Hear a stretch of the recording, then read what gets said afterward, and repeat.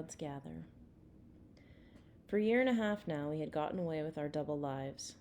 While we were still an elderly watchmaker living with his 2 daughters above his tiny shop, the Bay was the center of an underground ring that spread now to the farthest corners of Holland. Here daily came dozens of workers, reports, appeals. Sooner or later we were going to make a mistake. I especially worried at mealtimes. The dining room was only 5 steps above street level. A tall passerby could see right in the window. We had hung a white curtain across it, providing a kind of screen while letting in light. Still, only when the heavy blackout shades were drawn at night did I feel truly private. At lunch one day, looking through the thin curtain, I thought I saw a figure standing in the alley. There was no reason for anyone to linger there. I parted the curtain an inch. Standing there, seemingly immobilized, was old Catriine from Noli's house. I bolted down the stairs and pulled her inside. The old lady's hands were cold as ice. "Catriine, what are you doing here?" "She's gone mad," she sobbed. "Your sister's gone mad." "What happened?" "They came," she said. "The SD, your sister, and Annalise were in the living room, and I heard her." "Heard what?" I nearly screamed. "They pointed at Annalise and said, 'Is this a Jew?' Your sister said, 'Yes.'" I felt my knees go weak. Young, blonde Annalise with the perfect papers? She had trusted us. Oh, Noli, what had your rigid honesty done? I left Catriine in the dining room, wheeled my bicycle down the stairs, and bumped as fast as I could the 1.5 miles to Noli Street. At the corner, I leaned my bike against a lamppost and caught my breath. Then, as casually as I was able, I strolled up the sidewalk toward the house. Except for a car parked in the street curb in front, everything looked deceptively normal. I walked past. Not a sound from behind the white curtains. When I got to the corner, I turned around. At that moment, the door opened and Noli came out. Behind her walked a man in a brown business suit. A minute later, a second man appeared, half supporting Annalise. The young woman's face was white as chalk. I thought she would faint. The car doors slammed, the motor roared, and they were gone. I pedaled back to the Bay, fighting tears. Noli, we soon learned, was taken to the police station, to one of the cells in the back. But Annalise had been sent to Amsterdam, from which Jews were transported to concentration camps in Germany and Poland. It was little Meitje, whose offer of help I had discounted, who kept us in touch with Noli. She was in wonderful spirits, Meitje said, singing hymns and songs in her sweetest soprano. Meitje delivered bread that Betsy baked for Noli each morning, and the blue sweater Noli asked for. Meitje relayed another message from Noli, one especially for me. No ill will happen to Annalise. God will not let them take her to Germany. He will not let her suffer because I obeyed him. 6 days after Noli's arrest, the telephone rang. Pickwick's voice was on the other end. "I wonder, my dear, if I could trouble you to deliver that watch yourself." A message, then, that he could not relay over the phone. I biked at once to the Erdnut, taking along a man's watch for safe measure. Pickwick waited until we were in the drawing room with the door shut. Last night in Amsterdam, 40 Jews were rescued. One of them was most insistent that Noli know. Annalise is free. Do you understand this message? I nodded, too overcome with relief and joy to speak. How had Noli been so sure?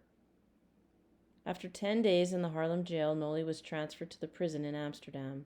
Pickwick said that the German doctor in charge of the prison hospital occasionally arranged a medical discharge. I went at once to Amsterdam to see him, but what could I say?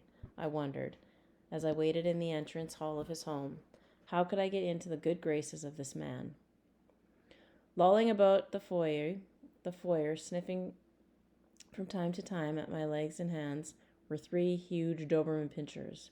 I remembered the book we were reading aloud by the bicycle lamp, How to Win Friends and Influence People. One of the techniques advocated was to find the man's hobby. Dogs, I wonder? At last, the maid returned and showed me into a small sitting room. "How smart of you, doctor," I said in German to the grizzle-haired man on the sofa, "to have these lovely dogs with you. They must be good company when you must be away from your family." The doctor's face brightened. "You like dogs?" For perhaps 10 minutes, while I racked my brain for everything I had ever heard or read on the subject, we talked about dogs. Then abruptly the doctor stood up. But I'm sure you haven't come here to talk about dogs. I met his eyes. I have a sister in prison here in Amsterdam. I don't think she's well. The doctor smiled. So you aren't interested in dogs? I'm interested now, I said, smiling too, but I am more interested in my sister. What's her name? Nolly Van Woerden. The doctor went out of the room and came back with a brown notebook. Yes, one of the recent arrivals. Tell me something about her. What is she in prison for? Taking a chance, I told the doctor that Nolly's crime had been hiding a Jew. I also told him that she was the mother of 6 children, who, if left without aid, could become a burden to this state. I did not mention that the youngest of these children was now 17. Well, we'll see. He walked to the door. You must excuse me now. Days, then a week, then 2 weeks passed, and there was no further news. I went back to Amsterdam. I've come to see how those Dobermans are, I told the doctor. He was not amused. I know that you have not come to talk about dogs. You must give me time. There was nothing to do but wait. On a bright September noon, 17 of us were squeezed around the dining room table. All of a sudden, Nils, one of our workers, and seated across from me, turned pale. Nils spoke in a low, normal voice. Do not turn around. Someone is looking over the curtain.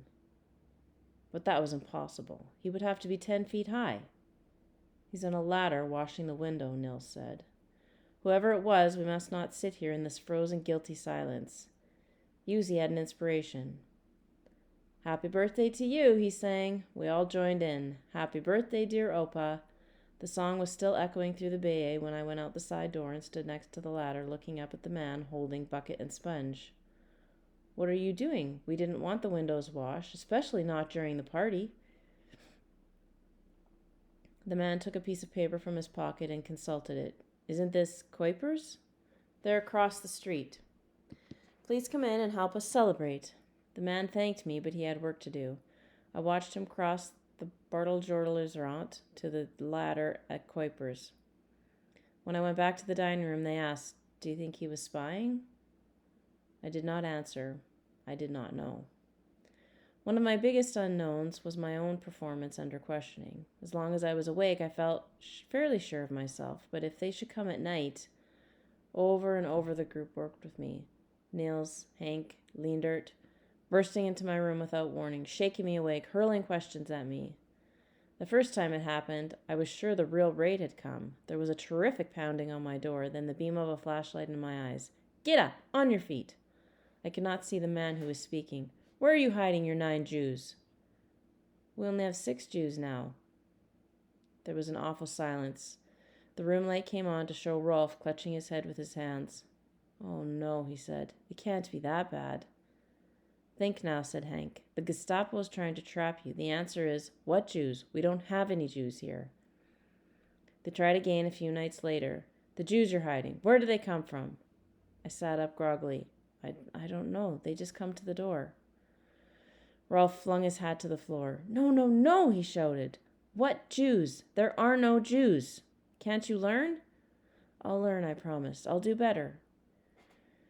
And sure enough, the next time I woke a little more completely, half a dozen shadowy forms filled the room. Where do you hide the ration cards? A voice demanded.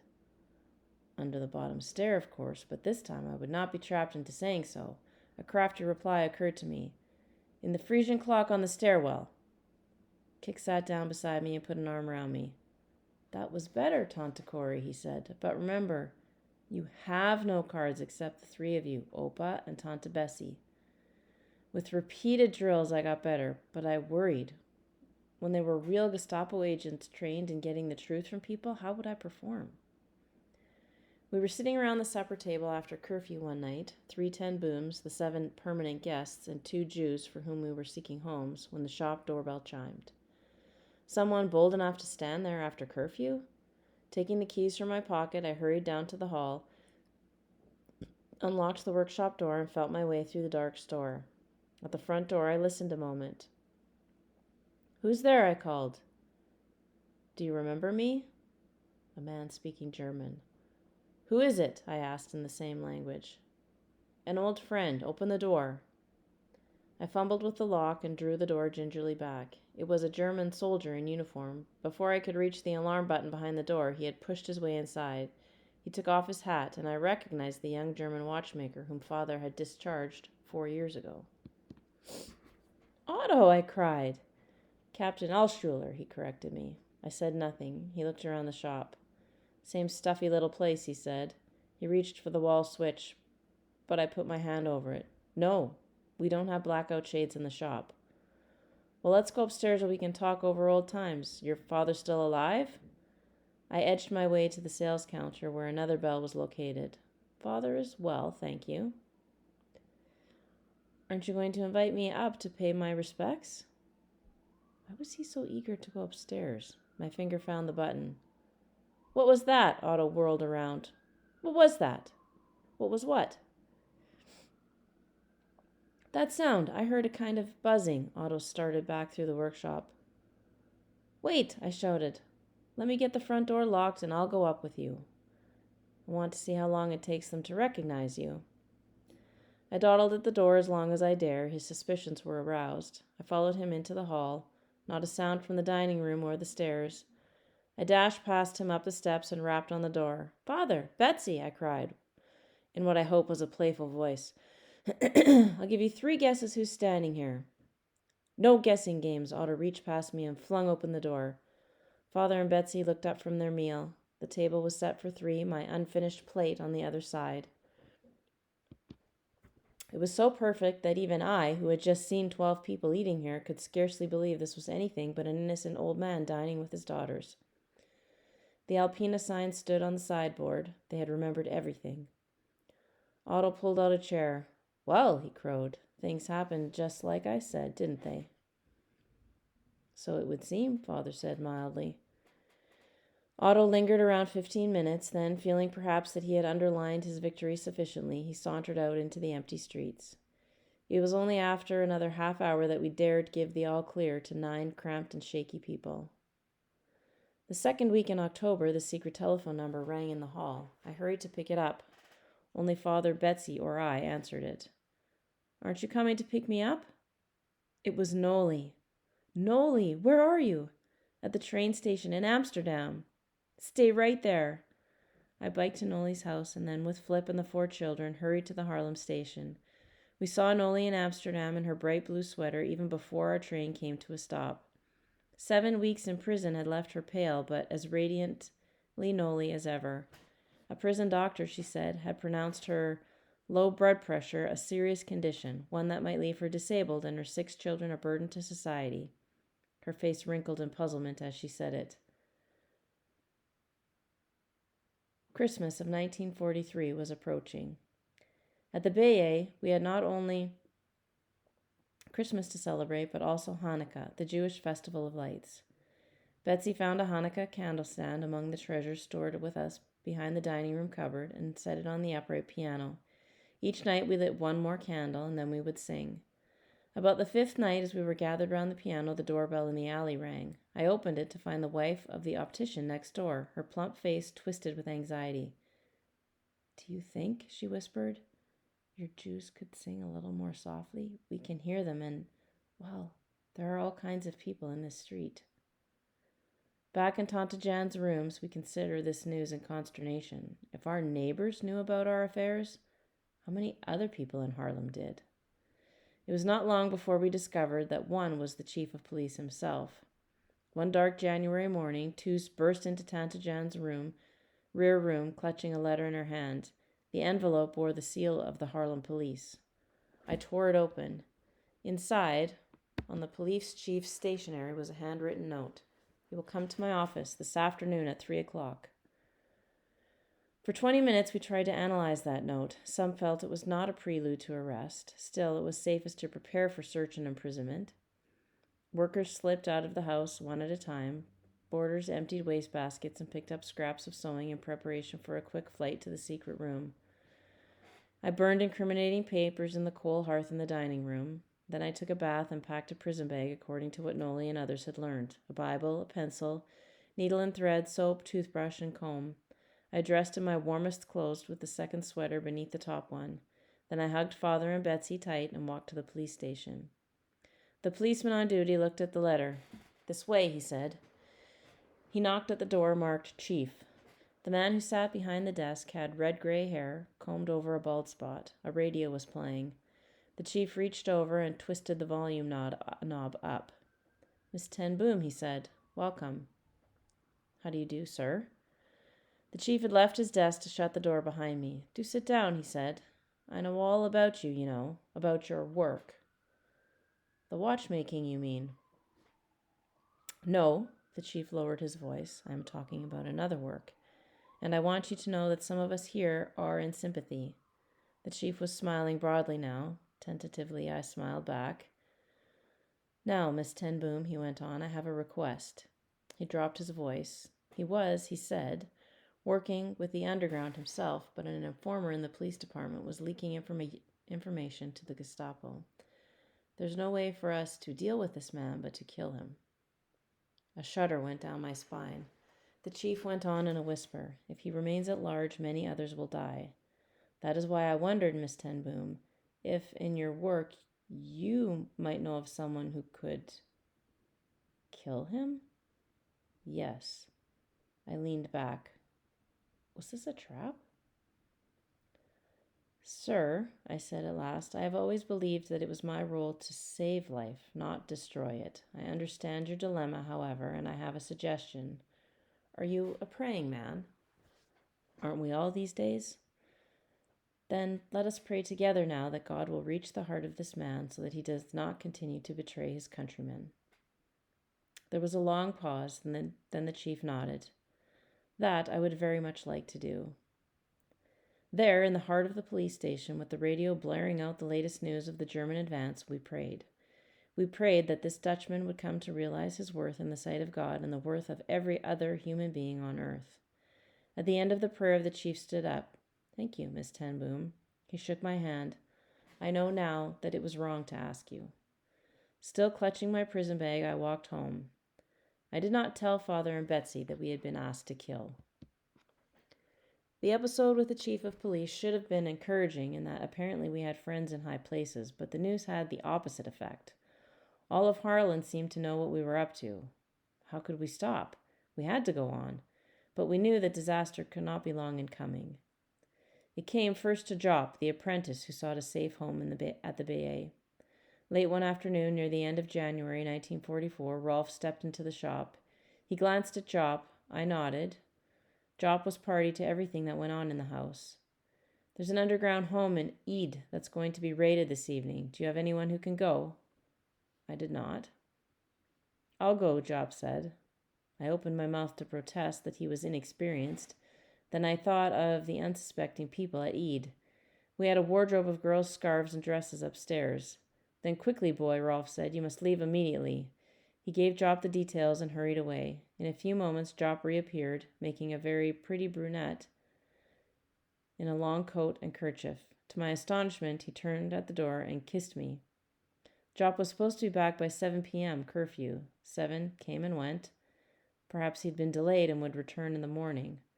Early the next day, I knew the minute Rolf stepped through the door that bad news was weighing him down. "It's Jop, isn't it?" "It's Jop, isn't it?" Yes, Rolf learned the story from the sergeant at the night desk. When Jop got to the address in Eid, the Gestapo was already there. Jop had rung the bell, the door opened.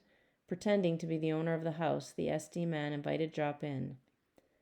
"And Corrie," Rolf said, "we must face it. The Gestapo will get information out of Jop." That night, Father and Betsy and I prayed long after the others had gone to bed. We knew that in spite of daily mounting risks, we had no choice but to move forward. This was evil's hour. We could not run away from it. Perhaps only when human effort had done its best and failed would God's power alone be free to work.